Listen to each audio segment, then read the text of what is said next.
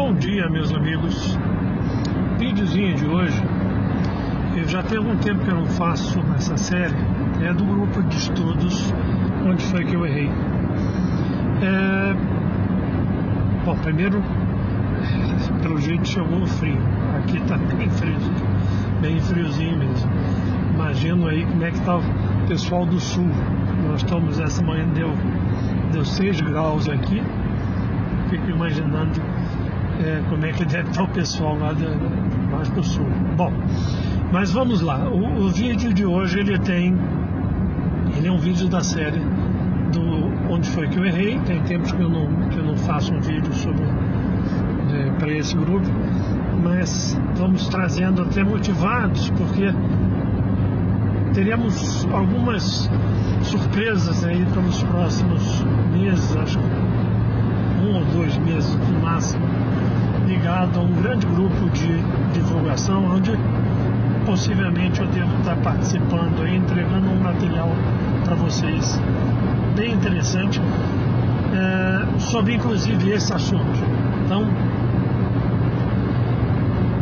nós vamos tratar sobre a depressão. Eu não gosto muito dessa nomenclatura, que é uma nomenclatura muito associada à visão médico-psicológica dessa enfermidade, desse sofrimento. Como psicanalista, a gente vê muito mais a coisa como melancolia, como Freud nos trazia. E o assunto é um tanto quanto longo, vou tentar ser bem sucinto.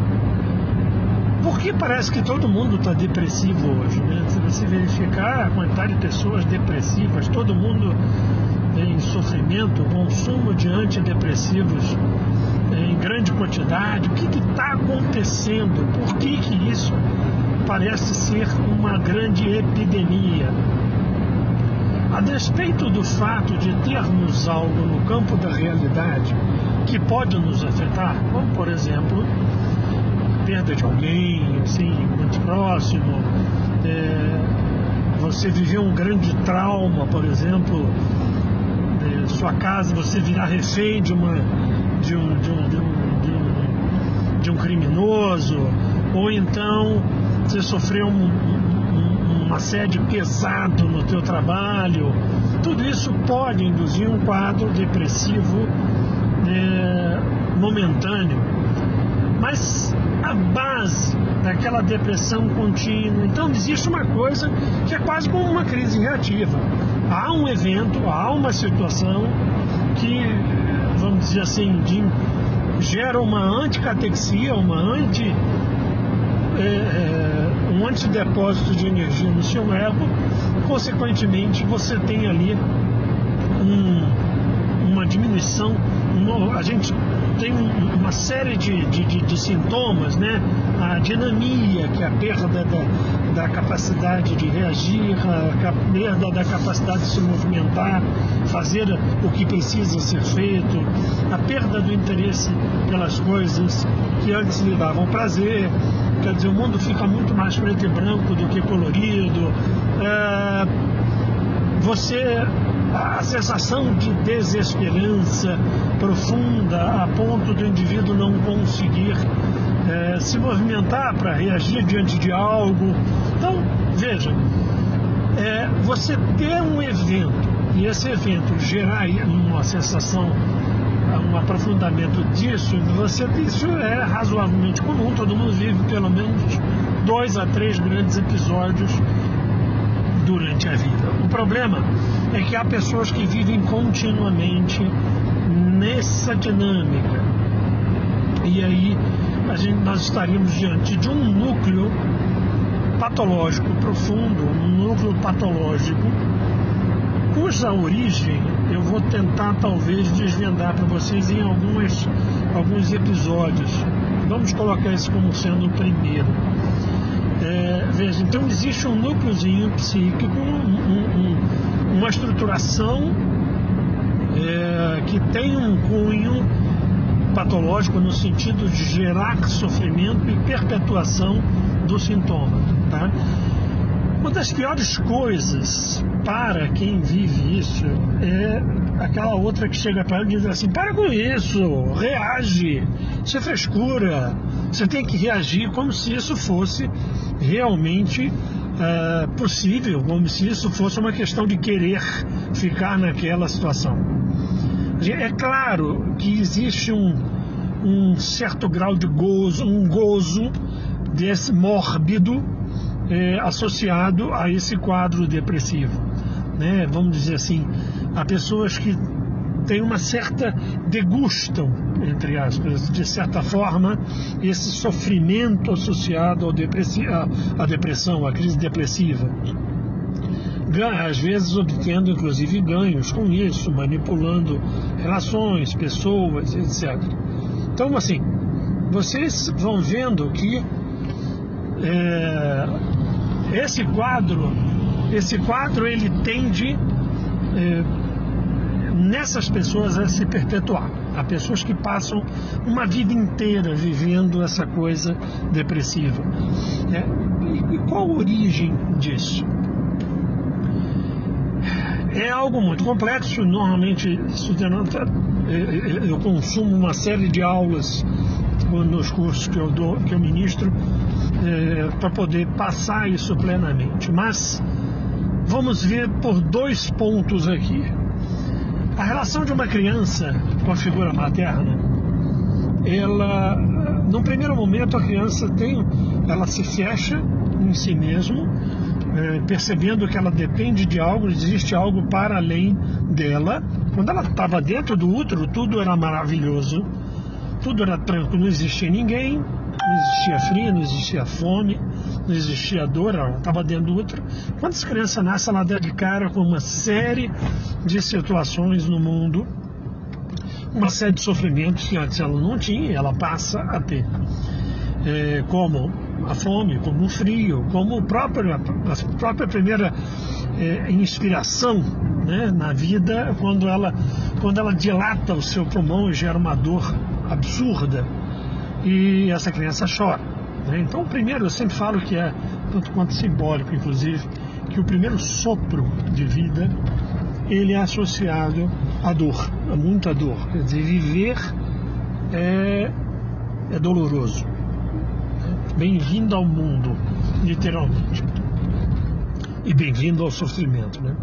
Então, o que acontece? Essa criança vive uma situação, ela não tem um ego usando aquela noção freudiana de uma estrutura de relação com o meio exterior, uma diferenciação do id para uma relação com o meio exterior. Então, ela não tem ego ainda estruturado o suficiente para lidar com esse meio exterior. Ela precisa manter inicialmente uma fantasia de que ela é onipotente. Ela tenta voltar àquela situação onde ela tinha todo o controle, onde o mundo era só ela, quando ela estava intraútero. Ela se fecha, a gente chama isso de narcisismo primário, que é natural e que é extremamente salutar, para que esse ego crie uma mínima estrutura capaz de suportar essa relação, inicialmente com a figura materna, como um protótipo da relação com o meio externo. Tá? Então veja, a intimidade dessa criança com a figura da mãe é algo gigantesco. Essa intimidade é gigantesca. Por isso que eu sempre falo, papai, mamãe, é tudo igual, mas não é mesmo. Eu sempre falo que intraútero, você tinha inclusive uma troca química dessa mãe, através de seus hormônios, de substâncias que sinalizavam à criança uma série de dados, inclusive, do mundo exterior. Hipotético, né? Porque a criança não sabia que existia um mundo exterior. Mas, por exemplo, adrenalina e corticoide sinalizando de que a mãe vivia num momento de estresse, que esse mundo exterior era um tanto quanto assustador. Para essa intimidade, que não existe com o pai vai entrar na percepção da criança bem mais lá na frente, já com alguns anos de vida. Então, essa mãe, essa relação muito próxima da criança com a mãe, essa intimidade, passa como todas as relações, os seus percalços, né? As suas dificuldades, os seus confrontos, os seus conflitos que podem acontecer. A criança, num primeiro momento, ela vai vivenciar o que a gente chama de dependência absoluta, depois ela vai percebendo, ela vai criando alguma autonomia, e aí ela vai para uma dependência relativa, até que finalmente ela vai a uma interdependência. Se tudo correr bem, ela vai a uma interdependência, ou seja, ela percebe que ela precisa do mundo e o mundo precisa dela, que ela pode contribuir e que o mundo pode ajudá-la. Mas isso é maturidade, a interdependência é pura maturidade. Nessa consciência da dependência absoluta, a criança percebe o seguinte: eu dependo tudo dela. Se eu dependo tudo dela, ela tem tudo e eu nada tenho. Ela tem tudo e eu nada tenho. Se ela tem tudo e eu nada tenho, a criança vivencia um sentimento de inveja. É a última obra de Melanie Klein, Inveja e Gratidão, talvez um dos seus mais brilhantes livros, não sei, são tantos, mas talvez um dos seus mais brilhantes livros, onde Melanie Klein nos mostra que a questão da inveja, se não houver uma equalização disso, essa criança vai se relacionar com o mundo através da inveja. A inveja, eu já disse para vocês, é um sentimento muito complicado, porque ela não é querer ter o que o outro tem de bom. Inveja é destruir o que o outro tem de bom, é destruir, não é querer ter o que ele tem. O invejoso, ele não quer a tua posição de gestão numa empresa, porque ele sabe que vai dar um trabalho do caramba. O invejoso, ele quer destruir o seu sucesso. Essa é a inveja. Então, o indivíduo que pauta a sua vida em inveja, ele vai sempre ter uma destruição. Não existe inveja boa. A inveja, ela sempre é associada com destruição do que há de bom no outro, ou pelo menos nessa tentativa. E aí, você vai ter uma situação onde o que você quer, o que essa criança vai fazer é tentar destruir esse objeto. É claro que tudo isso numa fantasia completa, onde nessa fantasia ela vai tentar atacar essa mãe. É claro que esse ataque é no campo, não é real, ele é traduzido no máximo na realidade, em ações como um xixi de raiva, defecar com raiva. Tem uma cena muito clássica naquele filme Precisamos Falar sobre o Kevin, onde o Kevin, tendo acabado de a mãe trocar a fralda, ele para, a mãe troca, zangada, porque está tendo aquele trabalho com ele, e aí ele para de repente, assim, sai andando, olha para ela e defeca de novo. O uso das fezes como bomba. Melanie Klein fala muito sobre isso. Então, esse ataque, essa inveja. Se a mãe é uma mãe que sobrevive a ele, Melanie Klein fala que sobreviver, manter-se ali, cuidar dessa criança, não devolver esse ataque na mesma moeda, se ela se mantém ali, essa criança tende a equalizar, a perceber o seguinte: olha, mesmo diante da minha destruição, ela continuou ali, continuou cuidando de mim. Ela não é um objeto ruim, ela é um objeto bom. Ela é um objeto bom. Essa criança vai migrando de uma posição de inveja para uma posição de gratidão por essa figura. A gratidão é, mesmo diante da minha destrutibilidade, tu continuaste ali. Tu continuou cuidando de mim, continuaste cuidando de mim e tu me suportas. Tu me suportas. Seria basicamente essa. Você pode ver claramente que existem dois grandes posicionamentos diante da vida. Existe aquele que se vitimiza o tempo inteiro, sempre a culpa é do outro, ele sempre ele destrói o outro, ele prima por pautar a sua vida só diante do sucesso desse outro. O sucesso desse outro incomoda. E existe aquele que é o contrário, pauta a sua vida numa sensação de gratidão. Ele sempre está muito grato, seja a Deus, seja aos pais, seja ao emprego que ele tem. Me lembro do Olavo de Carvalho, sempre falava sobre essa questão, né, de que pare de ficar reclamando do seu emprego, porque ele que bota o pão na tua mesa diariamente, né? Pode ser o mais difícil. Você tem, claro, a opção de ir atrás de algo melhor para a sua vida, e você deve fazê-lo. Então vai atrás de outra coisa, ou estude, ou especialize, ou avance de algum modo que você consiga algo melhor. Mas não fique ali o tempo inteiro atacando o seu emprego como se você fosse uma eterna vítima daquilo.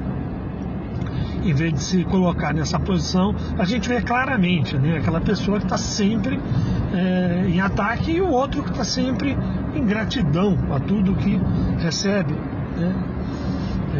Ivan Capelato diz que um dos grandes segredos da felicidade é aprender a lidar com suas frutas. A conexão começou a ficar ruimzinha, mas tudo bem, eu estou chegando aqui, não dá para continuar hoje, mas estamos iniciando esse processo da noção de depressão, né?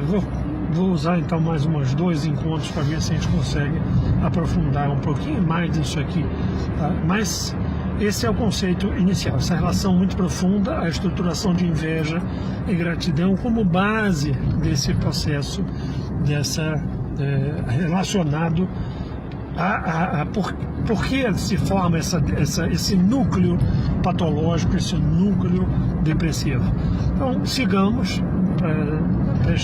Peço a vocês que tenham um pouquinho de paciência para que obtenham os dados suficientes para poder estudar.